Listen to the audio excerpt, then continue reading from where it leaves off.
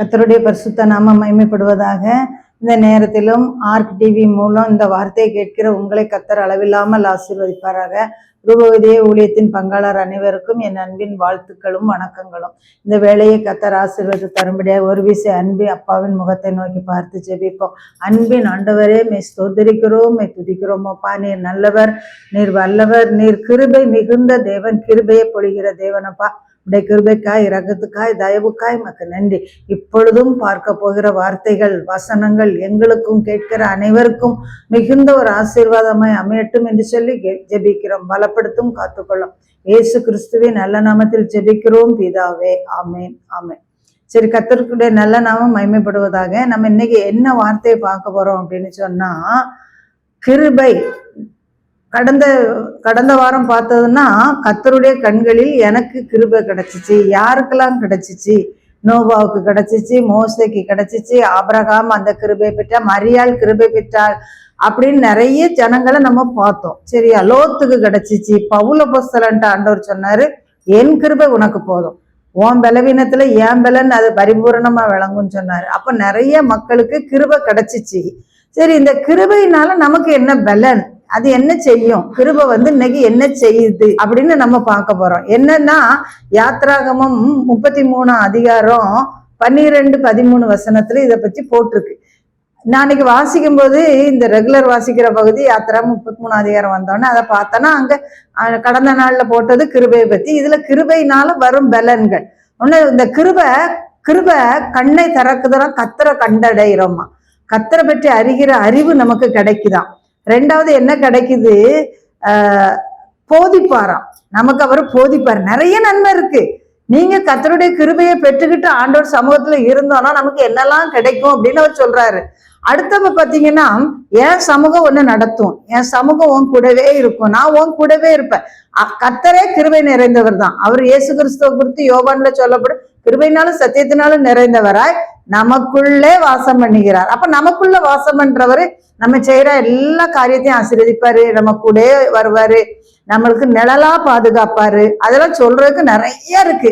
ஆனா ஒரு சில காரியங்களை நாம இன்னைக்கு பார்க்க போறோம். என்னன்னா, முதல்ல இந்த கிருபை என் கண்களில் உனக்கு கிருபை கிடைத்தது. ஆண்டவருடைய கண்கள்ல நமக்கு கிருபை கிடைச்சா, அவர் முதல்ல நம்மள பேர் சொல்லி அழைத்து அறிந்திருக்கிறார்.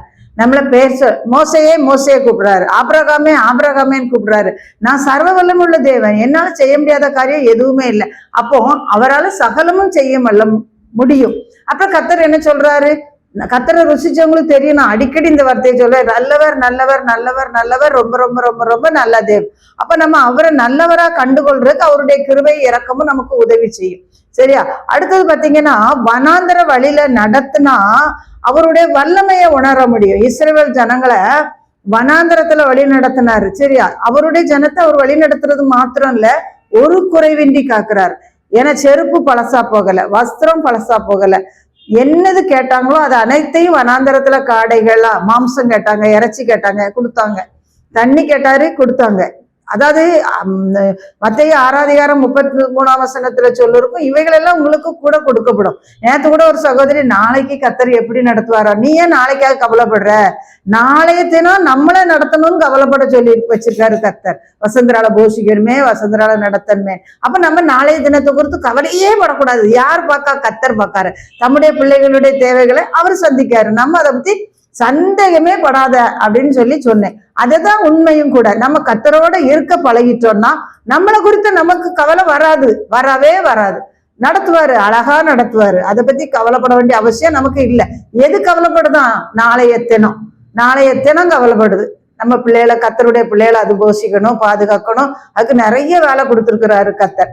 ஆனா இப்ப பாத்தீங்கன்னா, அதுக்கு நம்ம என்ன செய்யணும்னா, நியாயப்பிரமாண புஸ்தகம் நம்ம வாயை விட்டு நீங்க கூடாது. கர்த்தருக்கு பயந்து, ஆண்டவருடைய கட்டளைக்கும் கற்பனைக்கும் நம்ம பயந்து நடந்தோம்னா நம்மள மேல பாக்கியசாலிகள் வேற யாரும் கிடையாது. சரியா? அடுத்ததுல போட்டிருக்கு, சங்கீதக்காரன் சொல்றான், சாந்த குணம் உள்ளவர்களை ரட்சிப்பினால் அலங்கரிப்பார். சரியா?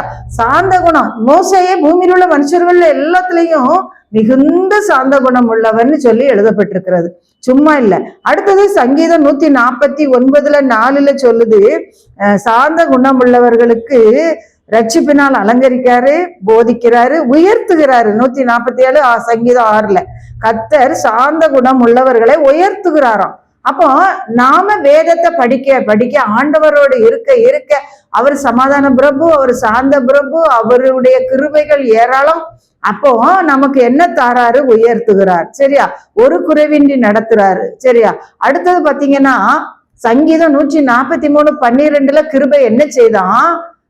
கிருபை என்ன செய்துன்னு பாருங்களேன். சத்துருக்களை அழித்து என் ஆத்துமாவை ஒடுக்குகிற யாவரையும் சங்காரம் பண்ணும். நான் அடியே பகைவர்கள் இருக்காங்க, இயேசுவுக்கு இருந்தாங்க, கர்த்தருடைய பிள்ளைகளுக்கும் இருக்காங்க. சத்துருக்கள் நிமித்தம் நம்மள நீதியின் பாதையில நடத்துறாராம். அவங்கள சத்துருக்கள் துன்பப்படுத்துகிற சத்துருக்களை அழிக்கிறாரு. பாருங்க, இஸ்ரவேல் ஜனங்கள் வனாந்தரத்துல வழி நடத்தி வரும்போது பார்வோன் ஒரு சேனையோட வந்து சிவந்த சமுத்திரத்துல மாண்டு போறான். யார துரத்திட்டு வந்தான்? இஸ்ரவேல் ஜனங்களை தான் துரத்துனான். எதுக்கு? சிறைப்பிடிக்க, கொடுமைப்படுத்த, அடிமைப்படுத்த. ஆனா கர்த்தர் விடுவிக்கிற நேரம் யாரும் அடிமைப்படுத்த முடியாது. யாரும் அவரை என்ன செஞ்சிட்டாரா? சிவந்த சமுத்திரத்துல கர்த்தர் கவிழ்த்து போட்டார். அவர் கிருபை என்றும் உள்ளது. சங்கீதம் 136 பாருங்க, ஏகப்பட்ட கிருபை போட்டிருக்கும். அவர் கிருபை என்றும் உள்ளது, அவர் கிருபை என்றும் உள்ளது. நம்முடைய சத்துருக்களின் கையில் இருந்து நம்மை விடுதலை பண்ணினவரை துதியுங்கள், அவர் கிருபை என்றும் உள்ளது. அவ பாருங்க, அவருடைய பிள்ளைகளுடைய சத்துருக்களை அவர் மூழ்கடிக்கிறார், அழித்து போடுகிறார். சரி, அடுத்தது பாத்தீங்கன்னா கிருபை பெற்றவன் தன் வாயினால் கர்த்தரை மிகவும் துதித்து அவரை புகழுவான். அப்ப நம்ம கர்த்தரை துதிச்சுக்கிட்டே இருப்போம், வெந்துகிட்டே இருக்க மாட்டோம், வேதனைப்பட்டுட்டே இருக்க மாட்டோம், கர்த்தர் செய்யறதெல்லாம் தப்பாதான் செய்யறாருன்னு சொல்லவே மாட்டோம். அப்போ கர்த்தர் நேர்த்தியாய் செய்கிறவர், நன்றாய் செய்கிறவர், அழகாய் செய்கிறவர், அருமையாய் செய்கிறவர். அப்ப நம்ம சொல்ல சொல்ல சொல்ல அந்த துதியானது சத்துருவை வேலைக்கு போட்டுரும். துதிகளின் மத்தியில் வாசமணிகிற தேவன் உள்ள வந்துருவாரு. சரியா? அப்போ கர்த்தரை துதிக்க துதிக்க துதிக்க குறை யாருக்கு இல்ல வாழ்க்கையில. நம்ம அந்த குறைய மேற்கொள்ள படிச்சுட்டோம்னா சாத்தான் சொல்லுவான், உனக்கு அவர் என்ன நன்மை செஞ்சாரு, உனக்கு ஒரு பிள்ளை தந்தாரா, உன் வாழ்க்கையில எவ்வளவு கஷ்டம், நீ கர்த்தரோட இருந்தா உனக்கு ஏன் இந்த கஷ்டம்லாம் வருது அப்படி என்கிட்ட எல்லாம் சொன்னான். நான் தான் பார்த்தேன். கடைசியில அவன் குறைய காட்டி காட்டி நம்மள சோர்வுற பண்றான்னு கண்டுபிடிச்சோன்னே உன் சுவாலி எது உண்டோ அதை பார்த்துட்டு போயிட்டே இரு. என் தகப்பன் நேர்த்தியா செய்வார், நன்றா செய்வார், அழகாய் செய்வார். அவருக்கு எனக்கு என்னைக்கு எப்போ எவ்வளவு தரணும், எப்படி தரணும் தெரியும். அவர் தரலன்னா அது தந்ததோட பெரிய நன்மை இருக்குன்னு சொன்ன பிறகுதான் நமக்கு சமாதானம் வரும். அவன் குற்றம் சொல்றவன், குறை சொல்றவன் சொல்லிக்கிட்டே இருப்பான். நீங்க அவனை மேற்கொள்ளணும்னா, எங்க அப்பா எனக்கு என்ன எப்ப என்ன தேவையோ அது தருவாருடே, உன் சோழி எது உண்டு அதை பார்த்துட்டு போயிருன்னு சொல்லுங்க, சாத்தான் போயிடுவான். அப்போ என்ன சொல்றான்னு தெரியுமா? ஓஹோ அப்படியா, உங்ககிட்ட நம்ம பாலு ஜம்பம் பலிக்காது, போ நீவ பெரிய ஆளு, நம்ம இவட்ட ஜெயிக்க முடியாதுன்னு ஓடிடுவோம். அப்படி சொல்லி பாருங்க, உங்க வாழ்க்கையில அற்புதம். உங்களுக்கு எந்த காரியத்துல சோறு பண்றானோ அந்த காலத்துல எங்க அப்பாவுடைய கிருபை என் கூட இருக்குப்பா, உலகத்தை படைச்ச உன்னதரே என் கூட இருக்காரு, நீ என்ன போய்கிட்டே இரு. அப்படி ஒன்னு ஆண்டவர் சாத்தால தலையை நசுக்கிட்டாரு. அப்படி அப்போ அவர் கிருபை அவருக்கு பயந்தவர்கள் மேலும் அவருடைய நீதி அவருடைய பிள்ளைகளுடைய பிள்ளைகள் மேலும் அனாதியா என்றென்றைக்கும் உள்ளது. நம்ம மேல கர்த்தர் வச்சுக்க கிருபையை விளக்கவே மாட்டாரு. பிசாசு வருங்க, அவன் சொல்லுவான் உன்னை நேசிக்கலாம்பான். நீங்க சொல்லுங்க, இல்லை என்ன ஆண்டவர் நேசிக்காரு, உனக்கு தெரியுமா என்ன நேசிக்கிறது, உனக்கு தெரியுமா, எனக்கு தெரியும் அப்படின்னு சொல்லணும். அப்போ இப்போ பாத்தீங்கன்னா கிருபை என்றென்றைக்கும் ஸ்திரப்பட்டிருக்கும். ஆண்டவர் என் ஆதியாகமம் 19:19 என் பிராணனை காக்க தேவரீர் எனக்கு செய்த கிருபையை பெரிதாக விளங்க பண்ணினீர், மலைக்கு ஓடி போக என்னால முடியாது. இது யாரு சொன்னாலும் உங்களுக்கு தெரியுதா? லோத்து சொல்றான். ஆண்டவர் லோத்துக்கும் அவருடைய கண்கள்ல கிருபை கிடைச்சிச்சு இல்ல, நான் நேற்று சொன்னேன் பிரசங்கத்துல, ஆபிரகாம் லோத்து இப்படி. அப்போ லோத்தை பார்த்து சொல்றாரு, குடும்பத்தை பூரா கையை பிடிச்சு வெளியே கொண்டு விடுறாரு, ஏன்னா அழிக்க போறாரு. சொதம் கொமராவை அழிக்கிறதுக்கு வந்துட்டாரு. அழிக்க வந்த கர்த்தர் என்ன சொல்றாரு, அவனை லோத்த அவனுடைய மனைவி அவனுடைய 2 பொட்ட மக்களையும் இழுத்துக்கிட்டு வெளியே கொண்டு விடுற, பட்டணத்துக்கு வெளியே கொண்டு விட்டு நீ மலைக்கு ஓடிப்போன்னு சொல்றாரு. நல்ல சம்பவத்தை வாசிங்க, எவ்வளவு வருஷம் வாசிக்கங்க, இது அவ்வளவு நல்லா இருக்கும். உடனே அவன் என்ன சொல்றான், வயசாயிட்டு. யாருக்கு வயசாயிட்டு? லோத்துக்கு. உடனே ஐயா எனக்கு மலைக்கு ஓடி போக முடியாது. பாருங்க, அந்த கதையிலையும் கர்த்தர் எவ்வளவு கிருபையும் இறக்கத்தையும் பாராட்டுறாரு. சரி, ஓடி போக முடியாதா, அப்போ என்ன செய்யணும்னா, அவன் நான் ஒரு சின்ன ஊர் இருக்கு சோவாருக்குள்ள நான் போயிடுறேன். அது வரைக்கும் பொறுமையா இருந்து இவன் சோவாருக்குள்ள போக வரைக்கும் கர்த்தர் சோவார் மேல அக்கினியே போடவே இல்லை. இவன் நிமித்தம் சோவார பாதுகாத்தாராம். அவன் சோவாருக்கு போன பிறகுதான் வானத்துல இருந்து அக்கினியும் கந்தகமும் வந்து சொதம் கொமாராவை அழிச்சிச்சான். அப்போ பாருங்க, ஒரு ஜனத்துடைய இருதய வேண்டுதல் விருப்பத்தை நிறைவேற்றாரு. யாருடைய வேண்டுதல் விருப்பம்? கிருபை பெற்றவனுடைய. அவருக்கு ஏற்கனவே அவருக்கு கிருபை கொடுத்ததுனால அந்த கிருபை என்ன செய்து லோத்தையும் அவன் குடும்பத்தையும் அவன் கேட்கிற திரும்ப ஒரு ஆண்டவர் சொன்னா நீ ஓடிப்போ மலைக்குங்காரு. ஓடிப்போ மலைக்குன்னு சொன்னா கூட ஐயா எனக்கு ஓட முடியாது, எனக்கு ஏலாது, நடக்க முடியாதுங்க. நான் இந்த சோவாருங்கிற இந்த சோவார்னா என்ன அர்த்தமா? லிட்டில், ஒரு சின்ன ஊர் தான், நான் அதுக்குள்ள போயிடுறேன் அப்படி. அந்த காரியத்துல அவனுக்கு இறக்கத்தை கட்டளையிட்டு அனுப்பிட்டாரு. உடனே அவன் பிராணன் காக்கப்படுது. அப்போ ஒண்ணு பாருங்க, ஒண்ணு வேண்டுதல் கேட்கப்படுதா, ரெண்டாவது பிராணன் காக்கப்படுது. அப்ப கிருபை பெற்றவனுடைய ஜீவன் காக்கப்படுது. எனக்கு தெரியாது, எனக்கு நான் கிருபை பெற்றிருக்கேன்னு சொல்றேன், ஆனா அது உண்மைன்னு நான் இப்பதான் இன்னைக்குதான் பார்த்தேன். என் ஜீவன் காக்கப்பட்டிருக்கு. ஒரு காரியம் ரெண்டு காரியம் இல்ல, எத்தனையோ முறை ஹார்ட் ஆபரேஷன் பண்ணியாச்சு. ஆனாலும் என்ன பாக்குறவங்களுக்கு ஹார்ட் ஆபரேஷன் பண்ணவ மாதிரி இருக்க மாட்டேன், அவ்வளவு இதா இருக்கு. ஆனா பலவீனம் சரீரத்துல இருக்கதான் செய்யுது, இந்த இடம் வலிக்கிற வழியா இல்ல. ஆனாலும் கர்த்தருடைய கிருபை தாங்கிறத நான் உணர்றேன். அப்ப பாருங்க, ஜீவன் காக்கப்படுது. நீங்க கர்த்தருடைய கண்கள்ல கிருபையை பெற்றுக்கொள்ளுங்க, உங்க ஜீவன் காக்கப்படுது. சரியா? நீங்க கேட்கிற காரியத்துல எல்லாம் கர்த்தர் உங்களுக்கு அருள் செய்கிறார். நான் சோவார்ல போய் தங்கிக்கிறேன், ஓகே தங்கிக்க. அப்ப பாருங்க, ஆண்டவருடைய அன்பை ருசிக்க தான் தெரியும். அதுதான் எனக்கு முதல்ல இந்த வசனத்தோட அர்த்தம் தெரியல. ருசிக்க தான் அவன் சொல்றான் தாவீது, கர்த்தர் நல்லவர் என்பதை, கர்த்தர் தயவுள்ளவர் என்பதை ருசித்து பாருங்க.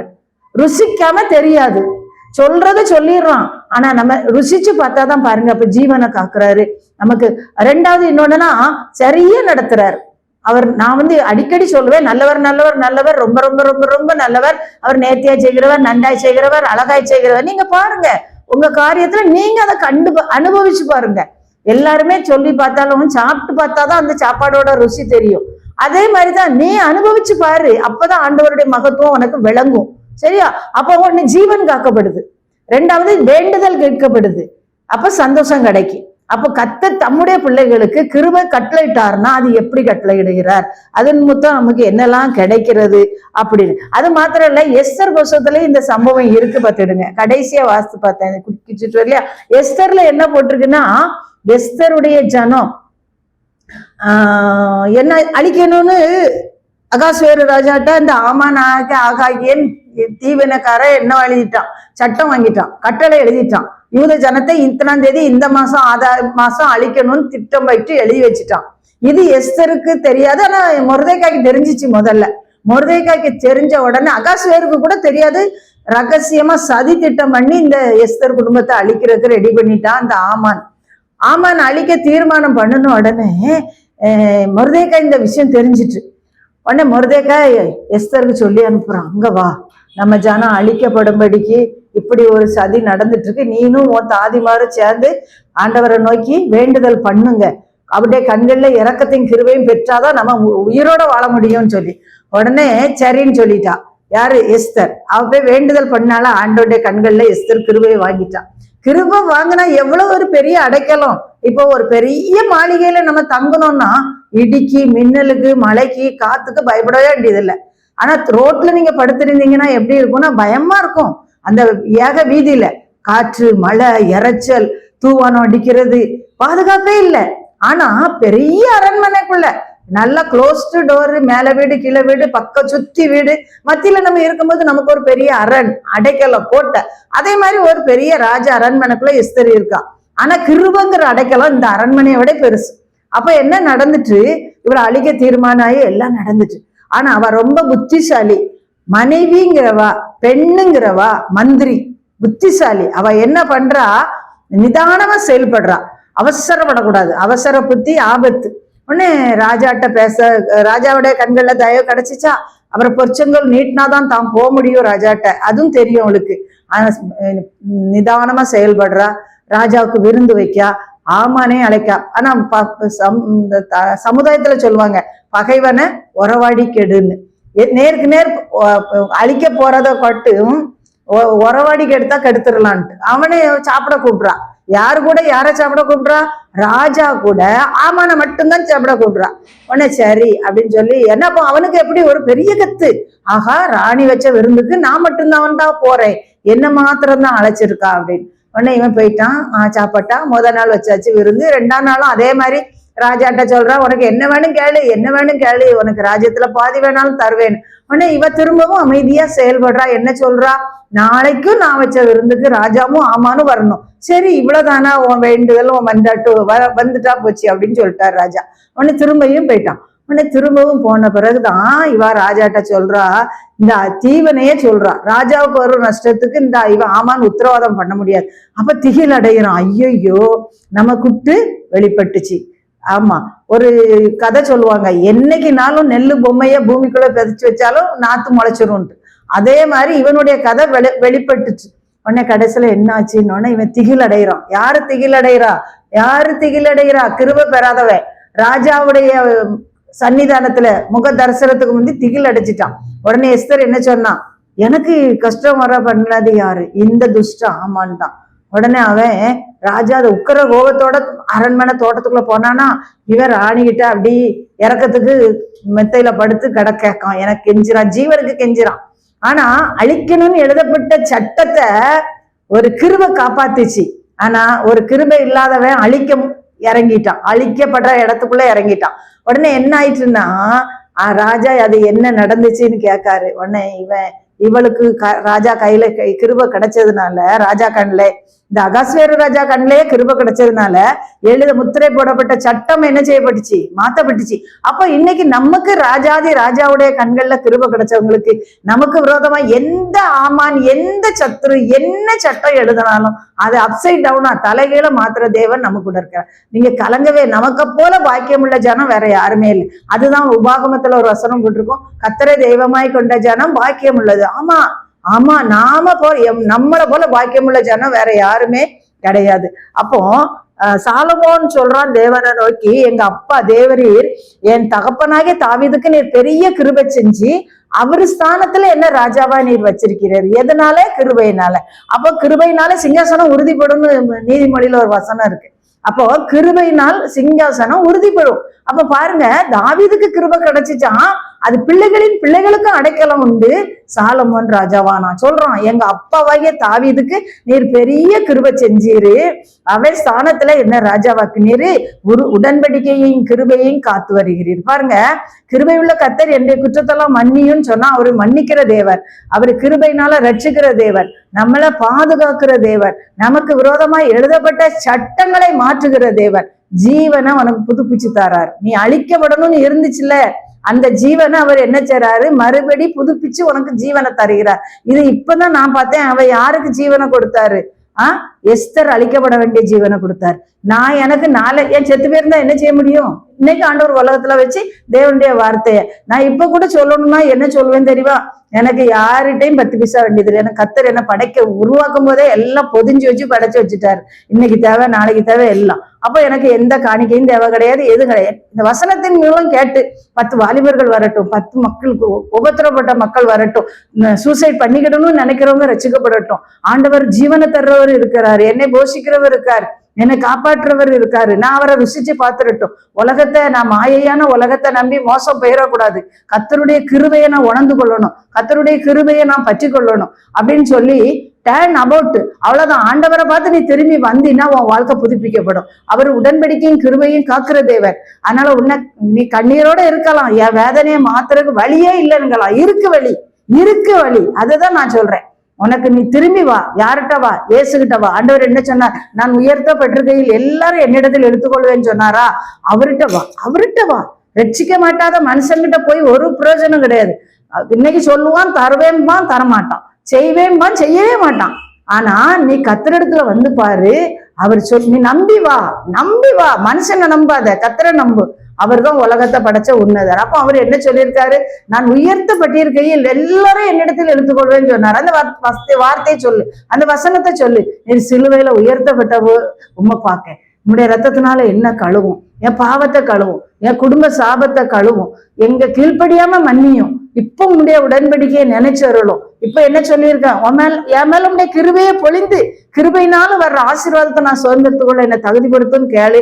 நிச்சயமா செய்வாரு கர்த்தர். அதுக்கு நான் உத்தரவாதம் பண்ண முடியும்.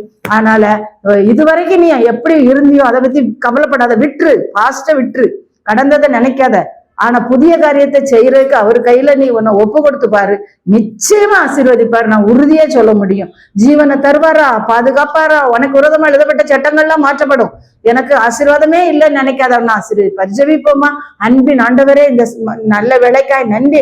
இந்த வார்த்தையை கேட்கிற நம்முடைய பிள்ளைகளை ஒரு விசை நம்முடைய கிருபையினால் நிரப்பி, கிருபையினால் வரும் சகல ஆசீர்வாதம், ரட்சிப்பை கொடுமப்பா, ஜீவனை கொடுமப்பா, ராஜாங்கத்தை கொடுப்பா, ஆளுகையை கொடுப்பா, ஆசீர்வதி அந்த பிள்ளை மகிழ்ந்திருக்கட்டும். பலப்படுத்தும், காத்துக்கொள்ளும். இயேசுவின் நாமத்தில் ஜெபிக்கிறேன் நல்ல பிதாவே. ஆமென், ஆமென்.